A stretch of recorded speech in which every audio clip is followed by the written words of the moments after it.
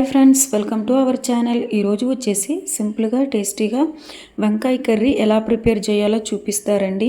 ఈ వంకాయ కర్రీ అనేది మార్నింగ్ లంచ్ బాక్స్లకి చాలా టేస్టీగా ఉంటుందండి అండ్ సింపుల్గా కూడా అయిపోతుంది. ముందుగా అయితే ఒక గిన్నెలకి తగినంత వాటర్, ఒక 1 టేబుల్ స్పూన్ సాల్ట్ అయితే వేసుకొని పక్కన ఉంచుకోండి. ఇప్పుడు ఈ వంకాయలంతా కూడా ఈ విధంగా పొడవుగా కట్ చేసుకొని ఉప్పు నీళ్ళల్లో అయితే వేసుకొని పక్కన ఉంచండి. ఇప్పుడు కుక్కర్ అయితే పెట్టుకొని తగినంత ఆయిల్ కూడా వేసుకోండి.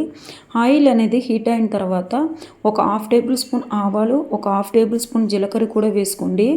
ఆవాలు జీలకర్ర అనేది బాగా ఫ్రై అయిన తర్వాత మీరు ముందుగా కట్ చేసి పెట్టుకున్న ఆనియన్, కాస్త కరివేపాకు కూడా వేసుకొని బాగా ఫ్రై అయితే చేయండి. ఆనియన్ అనేది బాగా గోల్డెన్ బ్రౌనిష్ వచ్చేంత వరకు కూడా ఫ్రై చేయండి.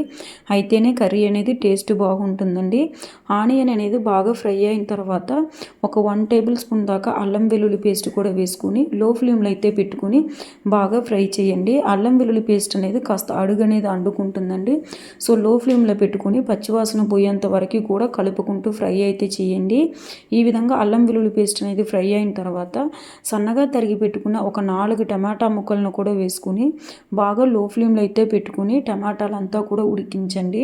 మీకు టమాటా అనేది చాలా తొందరగానే మగ్గాలనుకుంటే ఒక 1 టేబుల్ స్పూన్ దాకా కల్లుప్పు కూడా వేసుకుని బాగా ఫ్రై చేయండి. అప్పుడు టమాటా అనేది చాలా తొందరగానే మగ్గుతుందండి. ఏ కర్రీలకైనా కూడా అండి కల్లుప్పు అనేది వేసుకుంటేనే కర్రీ అనేది టేస్ట్ చాలా బాగుంటుందండి. ఇప్పుడు టమాటా అంతా కూడా మగ్గి బాగా ఫ్రై అయిన తర్వాత మనం ముందుగా కట్ చేసి పెట్టుకున్న వంకాయ ముక్కలంతా కూడా వేసుకొని లో ఫ్లేమ్లో అయితే పెట్టుకొని ఒక 20 మినిట్స్ పాటు అప్పుడప్పుడు కలుపుకుంటూ ఈ విధంగా ఫ్రై చేయండి. ఈ విధంగా ఫ్రై చేస్తేనే వంకాయ అనేది బాగా ఉడుకుంటుందండి. ఉప్పు కారం అంతా కూడా బాగా పట్టి టేస్ట్ కూడా చాలా బాగుంటుందండి.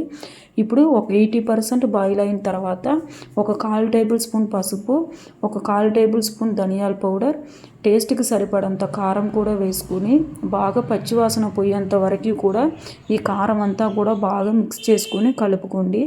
ఇప్పుడు ఒక కప్ వాటర్ కూడా వేసుకుని బాగా కలుపుకొని ఉప్పు కారం అంతా కూడా సరిపోయిందా ఒకసారి చూసుకొని మూత అయితే పెట్టి ఒక 10 మినిట్స్ పాటు ఉడికించండి.